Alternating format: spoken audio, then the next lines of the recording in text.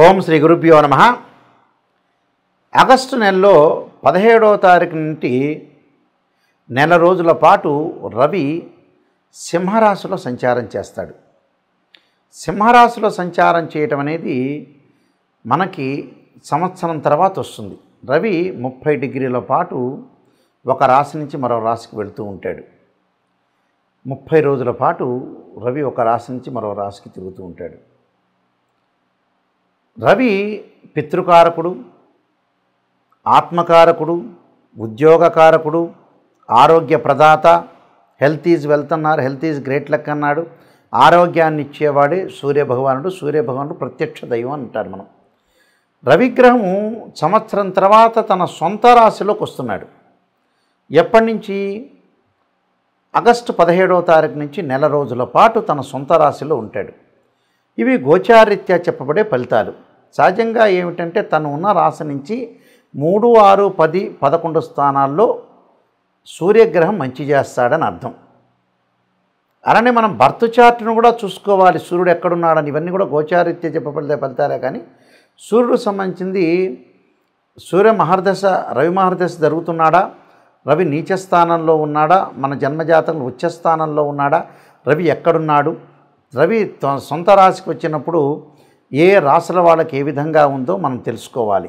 ఎందుకంటే నెల రోజుల పాటు సింహరాశిలో సంచారం చేస్తారు. అంటే ఆగస్టు 17వ తారీఖున మన ప్రారంభమై నెల రోజుల పాటు రవి సంచారం చేస్తాడు. ఈ సంచారం వల్ల ఎలాంటి ఫలితాలు ఉంటాయి, ఆరోగ్యపరంగా ఏ విధంగా ఉంటుంది? అదృష్టాన్ని ఇచ్చే గ్రహం ఏమిటంటే సూర్యభగవానుడే. ఈ సూర్యభగవానుడు ఏ స్థానాల్లో ఉంటే సుఫలితాన్ని ఇస్తాడు? ఈ గోచారాన్ని మనం పుట్టినప్పుడు ఉండే బర్త్ చార్ట్ని క్లబ్ చేసుకోవాలి. అంటే అక్కడ రవి మహర్దశ బాగా కలిసి వస్తుందా లేదా, ఇక్కడ గోచార రవి ఎలా ఉన్నాడు అంటే గోచార రవిని అక్కడ జన్మజాతకంలో రవి ఏ స్థానంలో ఉన్నాడు, ఏమన్నా మహర్దశ జరుగుతుందా అనేది అనాలిసిస్ చేసుకుని మనం ముందుకు వెళ్తే రవి కలిసి వస్తాడా లేదా అనేది మనం తెలుసుకునే అవకాశం అనేది ఖచ్చితంగా ఉంటుంది. ధనస్సు రాశి వాళ్ళకి రవిగ్రహ సంచారం వల్ల ఏ విధంగా జరగబోతుందో ఒకసారి తెలుసుకుందాం. గోచారీత్యా అకార్డింగ్ టు ట్రాన్స్ ప్లానెట్ ఎలా ఉంది, ఏ విధంగా ఉండబోతుందో చూసుకుందాం. అంటే this is the transit system అంటారు. మనకు బర్త్ చార్ట్ సంబంధించిన నేటల్ చార్ట్ కాదు యాక్చువల్గా. అయితే గోచారీత్యా ఏ విధంగా ఉందో ఒకసారి మనం అనాలిసిస్ చేద్దాం. ఇక్కడ ధనుస్సు రాశి వాళ్ళకి భాగ్యస్థానంలో రవి యొక్క సంచారం. రవి తన సొంత రాశిలో సంవత్సరం తర్వాత తన సొంత రాశిలోకి రావటం వల్ల ఈ ధనుసు రాశి వాళ్ళకి ఎలాంటి ఫలితాలు ఉంటాయి? ధనుసు రాశి వాళ్ళకి చేయని నేరాలన్నీ కూడా అపవాదులు, అనుమానాలు, అవమానాలు, అంటే క్రిటిసైజ్ అనేది బాగా ఎక్కువగా ఉండే అవకాశాలు ఎక్కువ ఉంటాయి.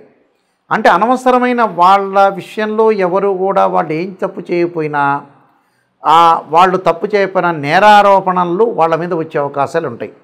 బహుజాగ్రత్తగా ఉండాలి. ప్రపంచంలో మనం మంచి చేస్తుంటేనే చెడు వచ్చే అవకాశం ఒకటి ఉంటుంది. మనం కామ్ గోయింగ్ ఉన్నా కూడా మన మీద దుమ్ము ధూళి వేసేవాళ్ళు, దుమారం చేసేవాళ్ళు ఎక్కువ మంది ఉంటారు ఇక్కడ. ప్రపంచం అనేది మనం మంచి వ్యక్తులమైనా ఎదుటివాడు మంచిగా ఉండాలని ఎప్పుడు కూడా రూల్ లేదు అది. అందువల్ల ఆ ధూళి దుమారము, ఆ శత్రువులు ఎక్కువగా పెరిగిపోయే అవకాశాలు బాగా ఎక్కువగా ఉంటాయి. అందువల్ల బహుజాగ్రత్తగా భద్రంగా ఉండాలి. ఇటు అలానే అపనిందలు, అసమర్థతకు పరీక్ష. అంటే మీ కుటుంబంలో కానీ మీకు కానీ అసమర్థుడు అనే ట్యాగ్ తగిలిచ్చే అవకాశాలు మీకు ఉంటాయి. మీరు సమర్థుడు అని నిరూపించుకోండి. ఒకవేళ మీరు అసమర్థుడు అని అందరు అంటున్నా ఇవన్నీ కొన్ని పట్టించుకోకూడదు. మీరు సమర్థవంతంగా మీరు చేసే పని నిజంగా చేసుకోవాలి. కృషిని చేస్తుండాలి. భగవంతుడి యొక్క ఆరాధన చేయటం వల్ల మిమ్మల్ని ఎవ్వరు ఏం చేయలేరు. అలానే వృత్తి, ఉద్యోగ, వ్యాపార రంగాల్లో కూడా కొన్ని భంగపాట్లు కలుగుతుంటాయి. ఏదైతే బిజినెస్ చేస్తున్నారో ఆ పార్ట్నర్షిప్పే నిన్ను అవమానించే అవకాశం ఉంటుంది. నీ కింద వ్యక్తులే అవమానించే అవకాశాలు ఎక్కువ ఉంటాయి. ఉద్యోగపరంగా నువ్వు ఎంత ఉద్యోగం చేస్తున్నా నీ లైఫ్కి రికగ్నైజర్ దొరకట్లేదనే పాయింట్కి వస్తాడు. అంటే మన జీవితంలో జన్మజాతకంలో కూడా రవి బాగుండాలి. నిజం చెప్పాలంటే రవిదశ బాగా కలిసి రావాలి. కొన్ని లగ్నాలకు మాత్రం రవిదశ కలిసి వస్తుంది. వృత్తి, ఉద్యోగ, వ్యాపారాల్లో చేస్తున్న వ్యక్తులకు కూడా కొంత భంగపాటు కలగకుండా అలానే తండ్రి ఆస్తి విషయంలో కూడా కొన్ని అవకతవకలు జరిగే అవకాశాలు ఉంటాయి. అలానే అన్నదమ్ముల మధ్యలో కొట్టుకోవద్దండి. ఆస్తి విషయంలో కూడా కొంత ఆలోచన చేసి వేయండి. అలానే ప్రభుత్వ కార్యక్రమాల విషయంలో కూడా కొంత కష్టం మీద మీకు పూర్తి అవుతాయి. అంటే కోర్టు సమస్యలు కానీ, ప్రభుత్వానికి సంబంధించిన విషయాలు కానీ, ఇల్లు కన్స్ట్రక్షన్ కానీ, ఏ వ్యాపారం చేస్తున్నా, ఏ వృత్తి చేస్తున్నా అతి కష్టం మీద మీరు ముందుకు వెళ్ళే అవకాశాలు ఖచ్చితంగా ఉంటాయి. కాబట్టి ఆరోగ్యాన్ని కూడా మీరు కాపాడుకోండి, ముందుకు వెళ్ళండి. అలానే తండ్రి కొడుకుల యొక్క సంబంధాన్ని ఎక్కువగా పెంచుకోండి. అలానే తండ్రి కూతుళ్ళు కానీ, తండ్రితో ఉండే సంబంధ బాంధవ్యాన్ని ఎట్టి పరిస్థితుల్లో కూడా బాగా పెంచుకొని ముందుకెళ్తేనే మనకు మంచి జరిగే అవకాశం ఉంటుంది. మరింత మెరుగైన చెడు ఫలితాలన్నీ కూడా పోయి మీకు మంచి ఫలితాలు జరగాలని నేను కొన్ని రెమెడీస్ అనేవి చెబుతున్నా. ఆ రెమెడీస్ మీరు పాటించండి.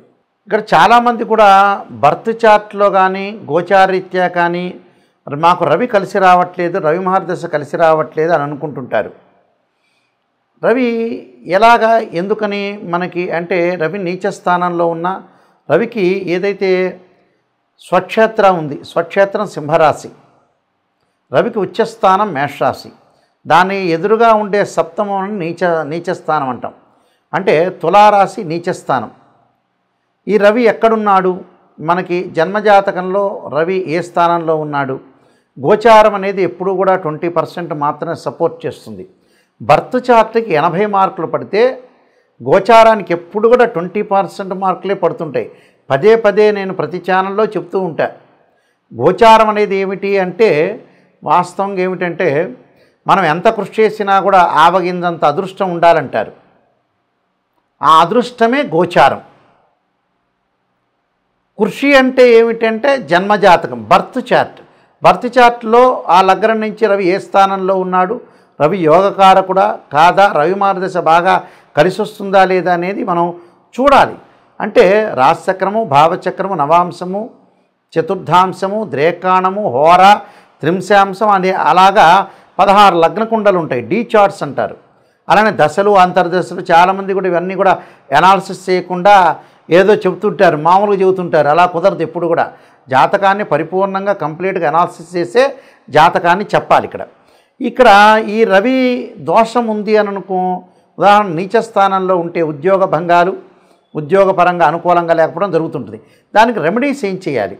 సూర్య నమస్కారాలు, సూర్య హోమము, ఆదిత్యాయుధే సహస్రమూర్తాయ ధీమహి తన్నో సూర్య ప్రచోదయాత్ అనే మంత్రాన్ని, అలానే గోధుమలు, ఎర్రని వస్త్రము, ఎర్రని పూలు దానం చేయటం, ఆదివారం రోజున ఉపవాసం ఉండటం, సూర్యభగవాను ఆరాధన చేయటం, అలానే మనకి ఆదిత్యుణ్ణి హోమం చేయటం. అంటే ప్రభాకరాయుధే దివాకరాయ ధీమే తన్నో సూర్య ప్రచోదయాత్ అనే మంత్రాన్ని, ఆదిత్యాయుధే సహస్రమూర్తాయ ధీమే తన్నో సూర్య ప్రచోదయాత్ అనే మంత్రాన్ని సూర్యుడికి సంబంధించిన అష్టకం చదువుకోవాలి. సూర్య నమస్కారాలు చేసుకోవాలి. అలానే ఓం సూర్యాయ స్వాహ, సూర్యగ్రహాయ ఇదన్నవమ అనే మంత్రాన్ని చదువుకోవాలి. ఓం ఆదిత్యాయ స్వాహ, ఆదిత్యాయ ఇదన్నవమ అనే మంత్రాన్ని హోమం చేసుకోవాలి. అంటే జిల్లేడు సమిధలతోటి హోమం చేయటం వల్ల మనకి అనుకూలంగా ఉండే అవకాశాలు ఖచ్చితంగా ఉంటాయి. కాబట్టి సూర్య నమస్కారాలు, సూర్యుడికి అర్ఘ్యం విడవటం, సూర్యోదయం కాకముందే లేవటము, మనకి సూర్య హోర ఉంటుంది, ఆ హోరలో మనం జపం చేయాలి. అంటే సూర్యగాయత్రి మంత్ర జపం ఉంటుంది. చక్కగా సూర్యుడిని అనుష్ఠానం చేయాలి. సూర్యుని చక్కగా భక్తి శ్రద్ధలతో కొలవటం వల్ల సూర్యుడి యొక్క అనుగ్రహం వల్ల మనకు ఆరోగ్యం బాగుంటుంది, ఉద్యోగం అనుకూలంగా ఉంటుంది, ఉద్యోగంలో ప్రమోషన్లు వస్తాయి. సూర్యుడి వల్ల చాలా శుభత్వాన్ని జరిగే అవకాశం ఉంటుంది. గతంలో పూర్వ రోజుల్లో మనకి సూర్యలైన్ అంటారు, సన్లైన్ అంటారు. అంటే సన్లైన్ ఎక్కడుందని చూసుకుంటుంటారు. మనం ఓల్డ్ సినిమాల్లోకి వెళ్ళామనుకోండి, ఎన్టీ రామారావు, అక్కినేని నాగేశ్వరరావు, కాంతారావు గారి ఈ పిక్చర్లోకి వెళితే రేలంగి వీళ్ళందరూ కూడా ఏం చేస్తారంటే సూర్యరేఖ లేకపోతే సూర్యుడి యొక్క రేఖను ఉండాలని అట్లకాడతోటి కాల్చి చేతుల మీద ఇలా పెట్టుకునేవాళ్ళు. ఓ రేలంగి సినిమాలో ఒకటి ఉంది. అంటే యాస్టీజ్గా అలా పెడితే రాదు, నిజంగా అస్తాముద్రికం ప్రకారంగా సన్లైన్ అనేది బాగుండాలి. అంటే సూర్యుడు అంత అదృష్టాన్ని ఇచ్చేవాడు అని నేను చెబుతున్నాను. అందువల్ల ఆ సూర్యుడు అదృష్ట యోగాన్ని, రాజయోగ కారకత్వాన్ని ఇచ్చేవాడు సూర్యుడు. కాబట్టి ఖచ్చితంగా సూర్యుడు ఇక్కడ అనుకూలంగా ఉండాలి. అనుకూలంగా ఉంటేనే మనం ప్రతి పని చేయగలుగుతాం. సూర్యుడి వల్ల ఎలా ఉంటుంది? ఆరోగ్యం బాగుంటుంది. ఆరోగ్యం బాగుంటే మనం డబ్బు సంపాదించగలుగుతాం. డబ్బు సంపాదిస్తే పెళ్లి చేసుకోగలుగుతాం. పెళ్లి చేసుకుంటే సంతానం కలుగుతుంది. సంతానం వల్ల స్థిరాస్తులన్నీ కూడా సంపాదించగలుగుతాం. సంతానం కోసం కష్టపడతాం, అదృష్టాన్ని పెంచుకుంటాం. That is the sun planet. అందువల్ల ఖచ్చితంగా సూర్యుడు ఎలా ఉన్నాడో మనం చూసుకోండి. మీ అందరికీ కూడా సూర్యగ్రహం అనుకూలత ఉండాలని ఆశిస్తూ సర్వే జనా సుఖినో భవంతు.